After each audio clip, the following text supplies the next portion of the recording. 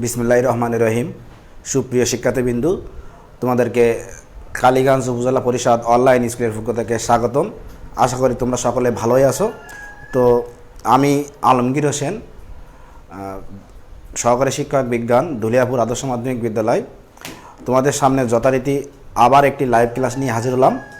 তো আশা করি তোমরা আজকের ক্লাসে অনেক উপকৃত হবে এবং আজকের ক্লাসটি তোমরা তোমাদের বন্ধুদের কাছে শেয়ার করে দিয়ে দেবে। তোমার বন্ধুরা যাতে আজকের ক্লাসে পার্টিসিপেট করতে পারে সেই লক্ষ্যে তোমরা তোমার বন্ধুদের কাছে আজকের ক্লাসটি শেয়ার করে দিবে। এবং আজকের ক্লাসে যতগুলো সমস্যা তোমাদের হবে, তোমরা যদি না বুঝতে পারো তাহলে অবশ্যই আমাকে কমেন্ট বক্সে কমেন্ট করে জানিয়ে দিও। তো আমি চেষ্টা করব তোমাদেরকে তোমাদের সমস্যাগুলো সমাধান করার। তো আমি আজ যে বিষয়টি নিয়ে তোমাদের সামনে ক্লাস নিব সে তোমরা হয়তো থাম্বনেল দেখে বুঝতে পারছো। তো আমি আজ তোমাদের নবম দশম শ্রেণীর রসায়ন বিদ্যার 6 অধ্যায়ের ওপর ক্লাস নিব। তো 6 অধ্যায়ের ওপরের আগে আমি দুইটা ক্লাস নিয়েছি। আজ আমার তৃতীয় ক্লাস। এই ক্লাসে আমি আজ তোমাদেরকে দেখাবো লিমিটিং বিক্রিয়ক কীভাবে বার করতে হয় আর লিমিটিং বিক্রিয়কের কাজ কি। তো অবশ্যই এই টপিক্সটা খুবই গুরুত্বপূর্ণ, কারণ লিমিটিং বিক্রিয়ক দিয়ে আমাদের একটি সৃজনশীল প্রশ্ন সেট করে। তো আমাদের এমসিকিউতেও অনেক সময় লিমিটিং বিক্রিয়ক একটা বিক্রিয়া দিয়ে বলবে যে কোনটি লিমিটিং বিক্রিয়ক। তো সে লক্ষ্যে তোমরা অবশ্যই খাতা এবং কলম নিয়ে বসবে, যাতে তোমরা খুব সহজে বুঝতে পারো কীভাবে লিমিটিং বিক্রিয়ক নির্ণয় করতে হবে। তো বন্ধুরা,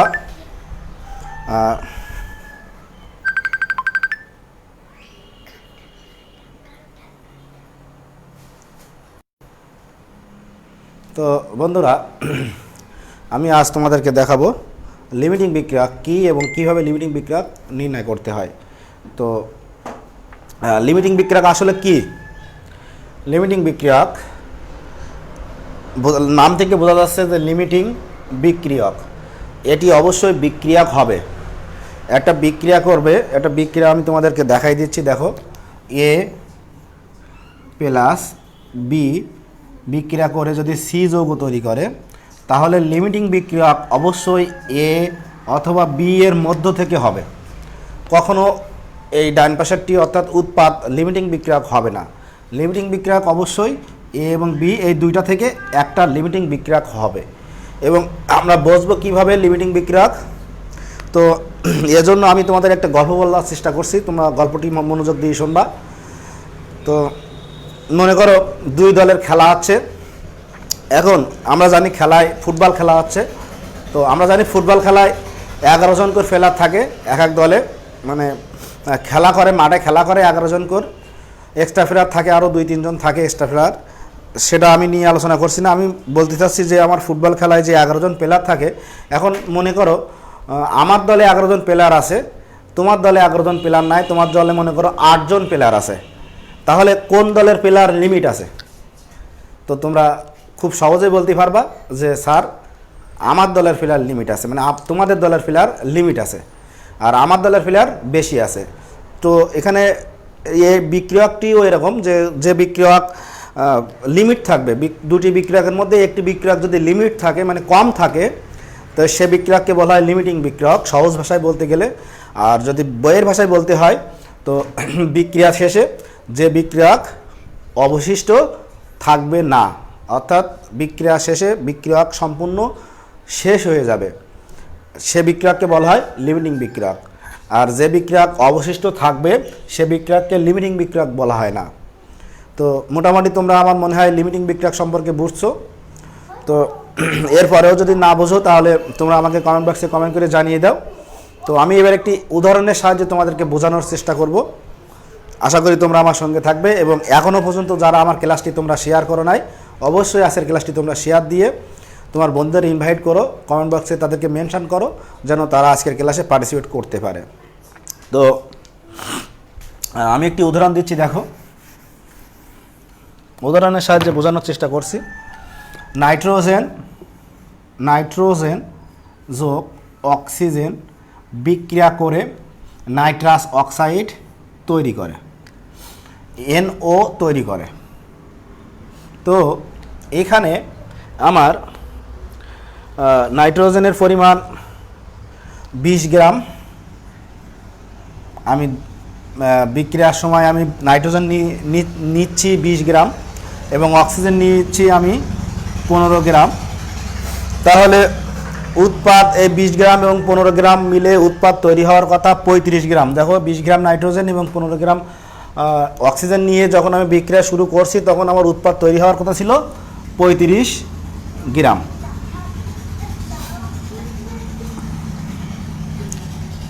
এখন এই বিক্রিয়াটি করার আগে আমি আরেকটি গল্প তোমাদের বলার চেষ্টা করছি, যে গল্পটি শুনলে তোমরা অনেক সোজা হবে তোমাদের কাছে যে লিমিটিং বিক্রিয়া আসলে কী জিনিস। মনে করো তোমাদের একটা জুতার ফ্যাক্টরি আছে, সেখানে তুমি জুতা তৈরি করো। তো আমরা জানি জুতার ফ্যাক্টরিতে জুতা তৈরি করতে গেলে জুতার ফিতা লাগে এবং জুতার সোল লাগে। তো তুমি মনে করো সাপোজ 100 জোড়া জুতা তৈরি করার চিন্তা ভাবনা করছো। তো 100 জোড়া জুতা যখন তৈরি করবা তখন তোমার জুতার ফিতে লাগবে তোমার 200টি, কারণ 100 জোড়ায় জুতার ফিতে লাগবে 200টি এবং তোমার জুতার সোলও লাগবে 200টি। এখন তুমি যদি কোনো ক্রমে জুতার ফিতা যদি 100টি নাও তাহলে তোমার কিন্তু 100 জোড়া জুতা তৈরি করা সম্ভব হবে না। তোমার ওই 100 জোড়া জুতা তৈরি করতে তোমাকে অবশ্যই 200 জোড়া ফিতা লাগবে। বা তুমি যদি 100 জোড়া ফিতা নাও তাহলে তা থেকে কিন্তু মাত্র 50 জোড়া জুতা তৈরি করতে পারবা। তো এখানে তোমার জুতার সোল মনে করো 500 জোড়া বা 500টি। তুমি এই জুতার সোল দিয়ে কিন্তু তুমি ওই যে তোমার কাঙ্ক্ষিত জুতা তৈরি করতে তুমি সম্ভব হবা, কিন্তু তোমার যেহেতু এখানে ফিতা লিমিট করে দিছে, ফিতাটি মাত্র 100টি ফিতা দিয়ে দিয়েছে তোমার মাত্র 100টি, সুতরাং তোমার 200 জোড়া জুতা তৈরি করা তোমার সম্ভব হবে না। তুমি যতই জুতার সোল নাও না কেন, তোমার যদি 200 জোড়া ফিতা না হয় তাহলে তুমি 100 জোড়া জুতা তৈরি করতে পারবা না। ঠিক তেমনি এখানে এই বিক্রিয়াটিও ওই রকম, এইখানে জুতার ফিতা হলো লিমিট। তো যদি আমরা এই বিক্রিয়ার ক্ষেত্রে কল্পনা করি তাহলে ওটাকে আমরা বলবো লিমিটিং বিক্রিয়া। তো এখানে দেখো নাইট্রোজেন আছে 20 গ্রাম, অক্সিজেন আছে 15 গ্রাম। তো নাইট্রোজেন এবং অক্সিজেন মিলে আমার তৈরি হওয়ার কথা ছিল, মানে আমি আশা করছি 35 গ্রাম নাইট্রাস অক্সাইড তৈরি হবে। তো এখানে 35 গ্রাম নাইট্রাস অক্সাইড কি আদৌ তৈরি হবে সেটি বুঝবো কিভাবে? যদি বিক্রিয়ায় কোনো একটা লিমিট থাকে তাহলে কিন্তু তৈরি হবে না। তো আমি সবার আগে বার করব এখানে কেউ কি লিমিট আছে কি না, লিমিটিং বিক্রিয়ক আছে কি না, নাইট্রোজেন এবং অক্সিজেনের মধ্যে কেউ লিমিটিং আছে কি না। তো সেটা বোঝার জন্য সবার আগে আমার এখানে এই লিমিটিং বিক্রিয়ক বাই করার সিস্টেমে 3টা স্টেপ মেনটেন করতে হবে। 3টা ধাপ যদি তোমরা অবলম্বন করো, সে ধাপ 3টা অবলম্বন করলে তোমাদের এই অধ্যায় থেকে মানে লিমিটিং বিক্রিয়কের যতগুলো প্রশ্ন দেবে না কেন তোমরা সলভ করতে পারবা। মূলত তোমরা সবার আগে মনে রাখবা লিমিটিং বিক্রিয়ক এর কাজ 3টি। একটি কাজ হলো লিমিটিং বিক্রিয়ক নির্দেশ করবে কতটুকু উৎপাদ তৈরি হবে। 1 নম্বর, লিমিটিং বিক্রিয়ক নির্দেশ করবে কতটুকু বিক্রিয়কের সাথে বিক্রিয়া করবে। 2 নম্বর গেল লিমিটিং বিক্রিয়ক নির্দেশ করবে যে এর কাঙ্ক্ষিত উৎপাদ কিংবা কাঙ্ক্ষিত বিক্রিয়ক এর সাথে বিক্রিয়া করবে কিনা বা লিমিট আছে কিনা। লিমিটিং বিক্রিয়ক এই 3টি কাজ নির্দেশ করবে। তো লিমিটিং বিক্রিয়ক বাইর করার জন্য স্টেপ হবে 3টি। এই 3টি স্টেপ তোমাদের আমি লিখে দিচ্ছি। দেখো, ফার্স্ট স্টেপ 1। স্টেপ 1-এ তুমি সবার আগে বিক্রিয়া সমতাকরণ করবা। তোমাদের যখন এই বিক্রিয়া দেবে তখন বিক্রিয়াটি আগে সমতাকরণ করে নিবা। তো প্রথম স্টেপ 1-এ সমতাকরণ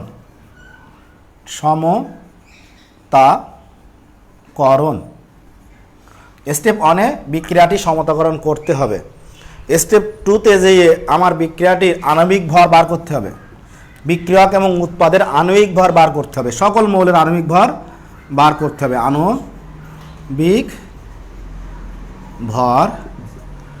আণবিক ভর আমি শর্ট করে লিখে দিলাম, আণবিক ভর নির্ণয় করতে হবে। এবং 3 নম্বর প্রসেস, 3 নম্বর স্টেপ হলো ঐকিক নিয়ম লিখতে হবে। স্ট্যান্ডার্ড থেকে মানে আণবিক ভর থেকে ঐকিক নিয়ম লিখতে হবে। তো এটি আমি এইভাবে লিখে দেই যে আণবিক ভর থেকে ঐকিক নিয়ম লিখতে হবে। আণবিক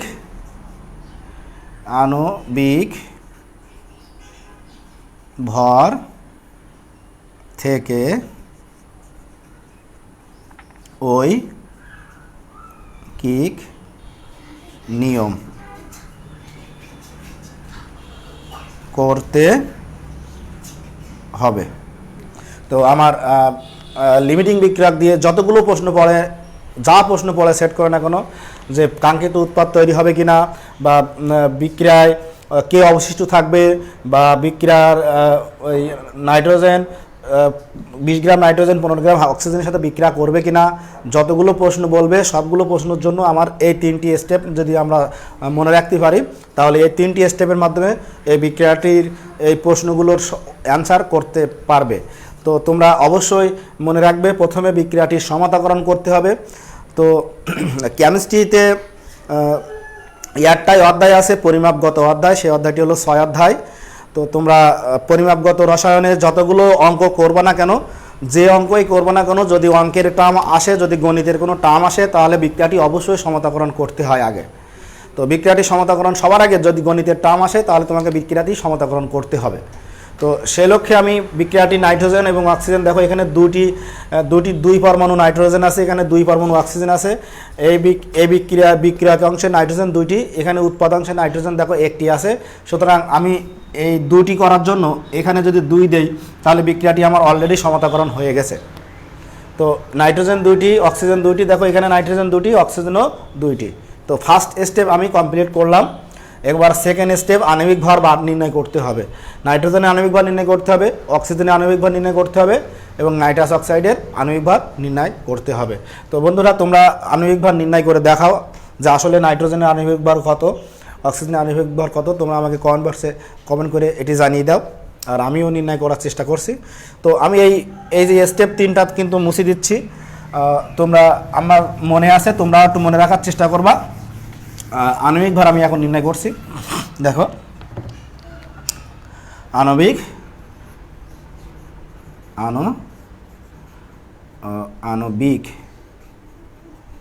ভর নাইট্রোজেনের 14 দুনো 28 গ্রাম, অক্সিজেনের 16 দুনো 32 গ্রাম, আর এখানে নাইট্রাস অক্সাইডের 2 আছে সামনে। তো 2 যদি আমরা দেই, নাইট্রোজেনের 14, অক্সিজেনের 16, তো আমাদের হয়ে যায় 4, 14 আর 16 মিলে হয় 4, 6 আর 4 10, 20, 30 দুনো 60। তো আমরা দেখে নেওয়ার চেষ্টা করছি। 60 গ্রাম। তো এখানে নাইট্রাস অক্সাইড আছে, হওয়ার কথা আণবিক ভর অনুসারে 60 গ্রাম। তো বন্ধুরা, তোমরা এখানে ভালো করে খেয়াল করো, এটি আমার স্ট্যান্ডার্ড। এই যে আণবিক ভর যেটা বাই করবো, সেটি আমার স্ট্যান্ডার্ড, মানে স্ট্যান্ডার্ড থেকে আণবিক ভর নির্ণয় করতে হবে, STAND, স্ট্যান্ডার্ড। তো এখানে দেখো খেয়াল, আমরা যদি একটু লক্ষ্য করি, তাহলে দেখো 28 গ্রাম নাইট্রোজেন 32 গ্রাম অক্সিজেনের সাথে বিক্রিয়া করে। তো 28-এর জন্য লাগে 32 গ্রাম। তো আমার অলরেডি, আমি দেখো বিক্রিয়া, এই যে এইটুকু থেকেই আমি বুঝতে পারছি যে কে লিমিটিং বিক্রিয়ক। দেখো আমার 28 গ্রামের জন্য প্রয়োজন 32 গ্রাম, কিন্তু আমি এখানে দিয়েছি 20 গ্রামের জন্য, তাহলে 28 গ্রামের জন্য প্রয়োজন 32 গ্রাম। দেখো এখানে 4 গ্রাম বেশি লাগবে অক্সিজেন। 28 গ্রাম 29, 30, 31, 32, 4 গ্রাম আমার অক্সিজেন বেশি লাগবে, ডিফারেন্স 4 গ্রাম, সেটি হবে অক্সিজেন বেশি। তো আমি এখানে দেখো 20 গ্রাম নাইট্রোজেন দিচ্ছি, আর অক্সিজেন দিচ্ছি 15 গ্রাম। তাহলে কিন্তু আমার লিমিটিং অক্সিজেন, কারণ লিমিটিং আমার ঠিক, অক্সিজেন আমার ঠিক অনুসারে দেওয়া হয় নাই। যদি আমরা লিমিটিং অক্সিজেন যদি আরও একটু বেশি দিতাম, আমরা হয়তো 20 চেয়ে যদি আর বেশি দিতাম, 22 কিংবা 23, তাহলে আমাদের ঐকিক নিয়ম ধরতে হতো। আমরা এখান থেকে চোখ বন্ধ করে বলতে পারছি যে অক্সিজেন লিমিটিং বিক্রিয়ক। কীভাবে? তো আমরা আমাদের স্ট্যান্ডার্ড নিয়মটা কি, যে 28 গ্রাম মেশবে, বিক্রিয়া করবে 32 গ্রামের সাথে। তো 28-এর জন্য লাগবে 32, তো 20-র জন্য কতটা লাগবে? তো 20-র জন্য তো আমার আছে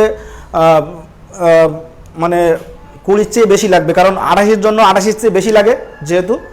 তো এবার আমরা এইভাবে বলতে পারি, তারপরে আমরা ঐকিক নিয়ম ধরতে পারি। কিভাবে?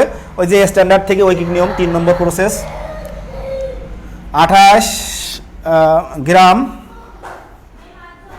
নাইট্রোজেন বিক্রিয়া করে 32 গ্রামের সাথে, 32 গ্রাম অক্সিজেনের সাথে 1 গ্রাম, আর আমার 20 গ্রাম, 20 গ্রামের জন্য আমার প্রয়োজন 32 গুণ 20 ভাজক 28 সমান সমান 22.86, 22.86 অক্সিজেন। তো এই 22.86 গ্রাম অক্সিজেন আমার প্রয়োজন, 22.86 গ্রাম অক্সিজেন প্রয়োজন। তো আমার এখানে বিক্রিয়ায় আমাকে দেওয়া হয়েছে মাত্র 15 গ্রাম। আমার এই বিক্রিয়াটি সমান্তরাকরণ এই যদি মানে বিক্রিয়াটি সম্পন্ন করতে হয় তাহলে আমার প্রয়োজন 28 গ্রাম, 22.86 গ্রাম, আর আমার বিক্রিয়ক দেওয়া আছে, অক্সিজেন দেওয়া আছে মাত্র 15 গ্রাম। সুতরাং এখানে অক্সিজেন কম দেওয়া আছে, লিমিট আছে।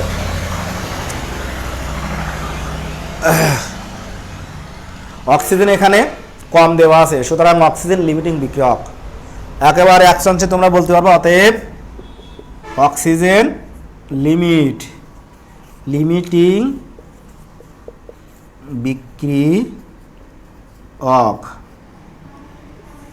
অক্সিজেন লিমিটিং বিক্রিয়ক। তো এবার যদি বলে অক্সিজেন কত গ্রাম নাইট্রোজেনকে প্রশমিত করবে বা কত গ্রাম নাইট্রোজেনের সাথে বিক্রিয়া করবে, তখন ওই নাইট্রোজেনের সাথে বিক্রিয়া করবে কত গ্রাম। তো আমার ঐকিক নিয়মের যেটি চাই সেটি ঐকিক নিয়ম আমরা ছোটোকাল থেকে যখন আমরা ঐকিক নিয়ম করছি, তো যেটি উত্তর বলে সেটি কিন্তু ঐকিক নিয়মের শেষে লিখতে হয়। তো আমার এখানে বলছে যে কত গ্রাম অক্সিজেন না কত গ্রাম নাইট্রোজেন অক্সিজেনের সাথে বিক্রিয়া করবে। তো কত গ্রাম নাইট্রোজেন, আমার নাইট্রোজেন উত্তর চেয়েছে, সুতরাং আমার নাইট্রোজেনের অপশনটা সবার শেষে যেয়ে আমরা ঐকিক নিয়ম করব যে 32 গ্রামের জন্য প্রয়োজন 28 গ্রাম, 1 গ্রামের জন্য এবং 15 গ্রামের জন্য। তাহলে আমার 15 গ্রামের জন্য কতটুকু নাইট্রোজেন প্রয়োজন সেটি বাইর করা যাবে। তো এবার যদি বলে আমাদের প্রশ্নে যদি বলা হয় যে কে অবশিষ্ট থাকবে, তো আমার যেহেতু অক্সিজেন লিমিটিং বিক্রিয়ক সেহেতু অক্সিজেন অবশিষ্ট থাকবে না। কে অবশিষ্ট থাকবে, আমার নাইট্রোজেন অবশিষ্ট থাকবে। তো কত গ্রাম বা কত মোল নাইট্রোজেন অবশিষ্ট থাকবে যদি সেটি বলে তাহলে কিন্তু আবার ঐকিক নিয়ম ধরতে হবে। সেই ঐকিক নিয়মটি হবে উল্টা করে, 32 গ্রামের জন্য প্রয়োজন 28 গ্রাম, 1 গ্রামের জন্য আর 15 গ্রামের জন্য। সেটি আমি তোমাদের এখন দেখিয়ে দেব। প্রশ্নটি হলো কত গ্রাম নাইট্রোজেন অবশিষ্ট থাকবে বা কে কত গ্রাম অবশিষ্ট থাকবে। প্রশ্নটি আমি এখানে কে এই বিক্রিয়াটি আমি আবার লিখছি একটু ছোট করে। তো আমার বোর্ডটি একটু ছোট থাকায় বিক্রিয়াটি আমি আবার লিখে নিচ্ছি এখানে। তো এখানে নাইট্রোজেন যোগ অক্সিজেন 2NO, এখানে দেওয়া ছিল 20 গ্রাম, এখানে 15 গ্রাম, আর এখানে হওয়ার কথা ছিল 15, 20, 35 গ্রাম। তো আমার আণবিক ভর 28 গ্রাম, 32 গ্রাম, আণবিক ভর 60 গ্রাম। এখন প্রশ্ন আমার এই প্রশ্নটা যদি এরকম বলে যে কে কত গ্রাম, কে কত গ্রাম অবশিষ্ট থাকবে। তো আমার যদি বলে কে কত গ্রাম অবশিষ্ট থাকবে, তো আমরা একটু আগেই দেখছি যে অক্সিজেন লিমিটিং বিক্রিয়ক, সুতরাং অক্সিজেন অবশিষ্ট থাকবে না, নাইট্রোজেন অবশিষ্ট থাকবে। এখন কত গ্রাম নাইট্রোজেন অবশিষ্ট থাকবে সেটার জন্য আমাদের ঐকিক নিয়ম ধরতে হবে। তো ঐকিক নিয়ম আমি বলছি যে ঐকিক নিয়মটা যখন আমরা ধরবো তখন স্ট্যান্ডার্ড থেকে ঐকিক নিয়ম ধরবো, অর্থাৎ আণবিক ভর থেকে ঐকিক নিয়ম ধরবো। তো আণবিক ভর থেকে যখন ঐকিক নিয়ম ধরবো তখন আমি এখানে দেখো কে কত গ্রাম অবশিষ্ট থাকবে, তাহলে আমি দেখছি যে অক্সিজেন অবশিষ্ট থাকবে না, সুতরাং নাইট্রোজেন অবশিষ্ট থাকবে। সুতরাং নাইট্রোজেনের পার্টটি মানে ঐকিক নিয়মে নাইট্রোজেনকে সবার শেষে লিখতে হবে। তো 32 গ্রাম অক্সিজেন বিক্রিয়া করে 28 গ্রাম নাইট্রোজেনের সাথে, 32 গ্রাম অক্সিজেন বিক্রিয়া করে 28 গ্রাম নাইট্রোজেনের এর সাথে। তো 1 গ্রাম বিক্রিয়া করে, 1 গ্রাম অক্সিজেন বিক্রিয়া করে, আর আমার দেওয়া আছে 15 গ্রাম অক্সিজেন। 15 গ্রাম অক্সিজেন বিক্রিয়া করবে এই যে 28 গুণ 15 ভাজক 32 গ্রাম নাইট্রোজেন এর সাথে। সুতরাং উত্তরটি আমার হয়ে যাবে, তো উত্তরটি আমার 13.125 গ্রাম নাইট্রোজেন এর সাথে। তো দেখো বন্ধুরা, প্রিয় শিক্ষার্থী বন্ধুরা, এখানে দেখো 13.125 গ্রাম নাইট্রোজেনের সাথে বিক্রিয়া করবে। তো আমার নাইট্রোজেন দেওয়া আছে 20 গ্রাম, তো এই 13.125 গ্রাম নাইট্রোজেন লাগবে আমার এই বিক্রিয়াটি সম্পন্ন করার জন্য। তো বাকিটুকু অবশিষ্ট আছে, মানে বাকিটুকু তোমাকে ইচ্ছা করে বেশি দেওয়া আছে। এখন তোমরা এটি আরও ভালোভাবে বোঝার জন্য আমি একটি তোমাদের সহজ একটি গল্প বলি, দেখো তোমরা যেটি সহজে পারবা। তো মনে করো তোমার একটা জগ আছে, সে জগে 2 লিটার পানি আছে। তো তোমাকে দেওয়া আছে একটা স্যালাইন। তো একটা স্যালাইন দিয়ে, তুমি তো জানো একটা স্যালাইন দিয়ে 500 মিলি লিটার পানি মানে সাথে বিক্রিয়া করানো যায় বা স্যালাইনের দ্রবণ তৈরি করা যায়। তো তুমি যখন 2 লিটার পানি থাকবে, তোমার দেওয়া থাকতে পারে, তো তোমার এখানে কিন্তু পানিটা আনলিমিটেড দেওয়া আছে, মানে অফুরন্ত পানি দেওয়া আছে। তোমার এখানে স্যালাইনের পরিমাণটা, স্যালাইনটা দেওয়া আছে মাত্র একটি। সুতরাং তোমার একটি স্যালাইন নির্দেশ করবে তোমার কতটুকু জগ থেকে তুমি পানি নিবা। তো তুমি একটি স্যালাইন দিয়ে তুমি মাত্র 500 মিলি লিটার স্যালাইনের দ্রবণ তৈরি করতে পারবে। তুমি যখন 500-র বেশি পানি দিবে, তখন কিন্তু সেই দ্রবণটি স্যালাইনের প্রকৃত দ্রবণ হবে না। তো সেক্ষেত্রে এই দ্রবণটি যখন পান করবা, তখন আমাদের শরীরে ইফেক্ট করবে, মানে স্যালাইনের দ্রবণ আমরা যখন পান করব তখন শরীরে ইফেক্ট করবে, এমনও ঘটনা আছে। তো স্যালাইন খেয়ে মানুষ মারাও যায়। তো সেক্ষেত্রে আমাদের এরকম ঘটনা ঘটতে পারে। তো আমার এখানে কিন্তু স্যালাইনটা লিমিট করে দিয়েছে, স্যালাইন একটা, পানি 2 লিটার। সুতরাং এখানে লিমিট হলো স্যালাইনই নির্দেশ করবে কতটুকু পানি লাগবে। তো স্যালাইন যখন পানিতে দ্রবীভূত করব, তখন আমার যে দ্রবণটা তৈরি হবে, সেই দ্রবণটা হবে অবশ্যই 500 মিলি। সুতরাং স্যালাইন নির্দেশ করেছে যে কতটুকু দ্রবণ তৈরি হয়েছে। সুতরাং এখানে লিমিটিং বিক্রিয়া নির্দেশ করবে কতটুকু দ্রবণ তৈরি হয়। তো এখানে 13.125 গ্রাম নাইট্রোজেন তৈরি হওয়ার অর্থ যে বাকিটুকু নাইট্রোজেন অবশিষ্ট থাকবে। তো কতটুকু অবশিষ্ট থাকবে বাড়ি করার জন্য, অর্থাৎ অবশিষ্ট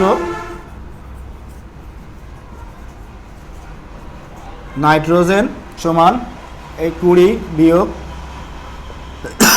125 সমান 6.88 গ্রাম। তো এতটুকু নাইট্রোজেন অবশিষ্ট থাকবে, 6.88 গ্রাম নাইট্রোজেন অবশিষ্ট থাকবে। যদি বলে কত মোল নাইট্রোজেন অবশিষ্ট থাকবে, কত মোল, তখন 6.88 এই গ্রামটাকে নাইট্রোজেন দিয়ে ভাগ করতে হবে।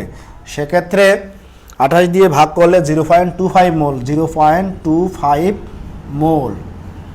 যদি আমাদের মোলে বার করতে বলে, তাহলে এই মোলটি বাইর হবে। তো আশা করি তোমরা, এর আগে আমি লিমিটিং বিক্রিয়ক বাইর করার সিস্টেম দেখাই দিছি।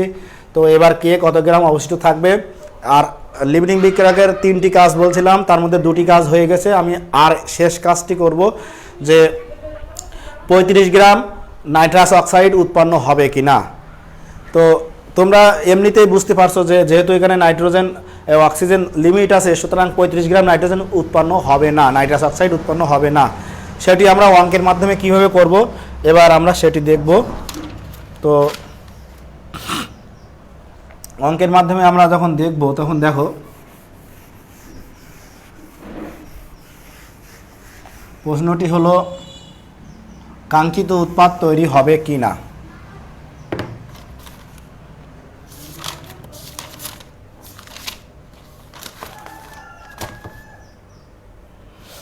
কাঙ্ক্ষিত উৎপাদ তৈরি হবে কি না। কাঙ্ক্ষিত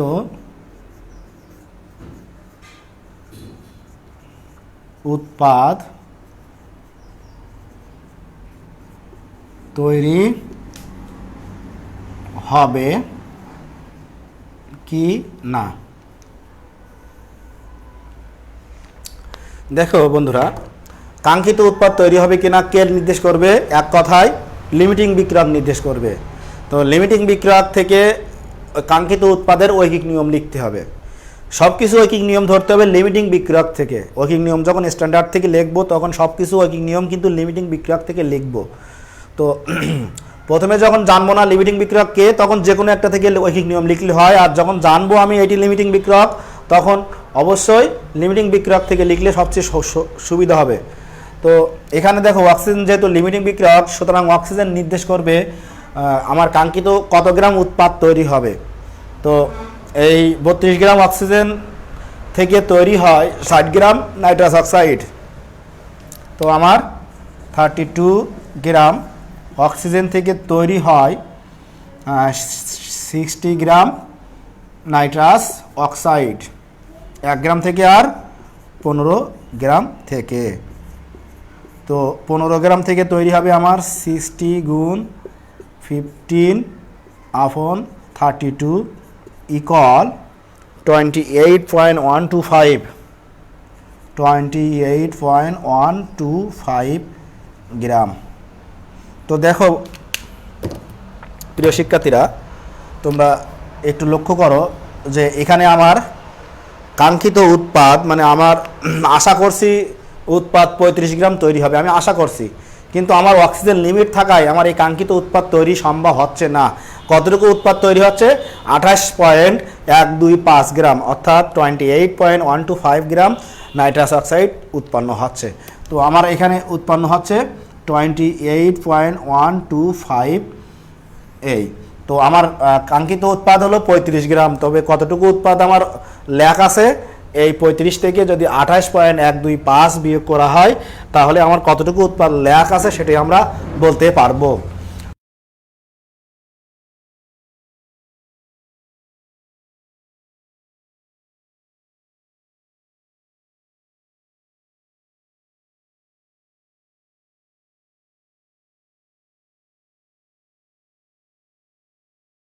বিক্রিয়কের সাথে বিক্রিয়া করবে সেটা নির্দেশ করবে কাঙ্ক্ষিত।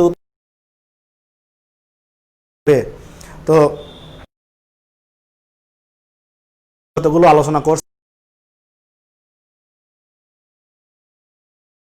বিক্রিয়া সমতাকরণ। দ্বিতীয় স্টেপ হলো বিক্রিয়াটি আণবিক ভর নির্ণয়, এবং তৃতীয় স্টেপ হলো আণবিক ভর থেকে ঐকিক নিয়ম লিখব। তো যখন জানবো লিমিটিং বিক্রিয়ক ওই মানে নির্দিষ্ট জানবো, তখন লিমিটিং বিক্রিয়ক থেকে ঐকিক নিয়মটা আণবিক ভরের এটা থেকে লিখবো, মানে স্ট্যান্ডার্ড থেকে আণবিক ভরের স্ট্যান্ডার্ড থেকে ঐকিক নিয়ম লিখবো। তো আমি তোমাদের একটি বাড়ির কাজ দিয়ে আজকের ক্লাসটি শেষ করছি। তো আশা করি তোমরা সকলে আমার আজকের ক্লাসটি লিমিটিং বিক্রিয়কের ক্লাসটি বুঝতে পারছো। তো বাড়ির কাজটি হলো আমি হাইড্রোজেন যোগ অক্সিজেন ছোট একটা বিক্রিয়া দিলাম, এখানে তৈরি হলো H2O। তো আমার হাইড্রোজেন আমি নিয়েছি তোমার দিয়েছি 5 গ্রাম, আর অক্সিজেন দিয়েছি তোমার 80 গ্রাম। এখানে 5 আর 80 হলো 85 গ্রাম পানি তৈরি হবে আশা করছি। তো এই বিক্রিয়ায় কে লিমিটিং, কে লিমিট,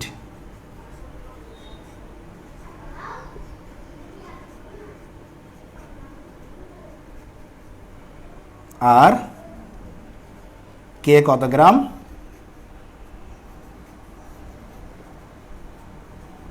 অবশিষ্ট থাকবে, আর কাঙ্ক্ষিত উৎপাদ তৈরি হবে কিনা।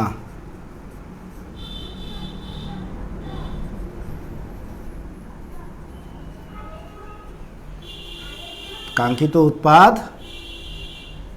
তৈরি হবে কি না ব্যাখ্যা করো, বিশ্লেষণ করো।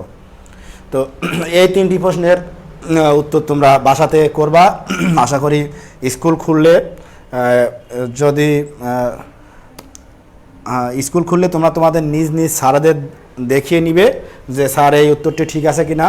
তো আশা করি তোমরা আজকে ক্লাসটি করে অনেক উপকৃত হয়েছো এবং তোমরা আমাকে এই যে লিমিটিং বিক্রিয়ক, এই লিমিটিং বিক্রিয়ক থেকে যতগুলো প্রশ্ন পড়বে তোমরা এবার অ্যান্সার করতে পারবে খুব সহজে। তো যদি এমসিকিউতে পড়ে তাহলে তোমরা কিন্তু একবারেই কিন্তু কে লিমিটিং বিক্রিয়ক বাইর করতে পারবা। সেক্ষেত্রে এটাকে আণবিক ভার দিয়ে ভাগ করবা, এটাকে আণবিক ভার দিয়ে ভাগ করবা, যে মানটি ছোট হবে সেটা হবে লিমিটিং বিক্রিয়ক। তো এর আণবিক ভার দেখা যাচ্ছে হাইড্রোজেনের সবার আগে বিক্রিয়াটি সমতাকরণ করবা। তো তারপরে করার পরে এর আণবিক ভার দিয়ে ভাগ করবা, এর আণবিক ভার দিয়ে ভাগ করবা, করলে যেটির মান ছোট হবে সেটি লিমিটিং বিক্রিয়ক। তো আশা করি তোমরা সকলে বুঝতে পারছো আজকের ক্লাসটি। তো আগামী ক্লাসের জন্য তোমাদের শুভকামনা রইল এবং আগামী ক্লাসে তোমরা আরও বেশি বেশি পার্টিসিপেট করবা সেই আশায় আজকের ক্লাস এ পর্যন্ত। আল্লাহ হাফেজ।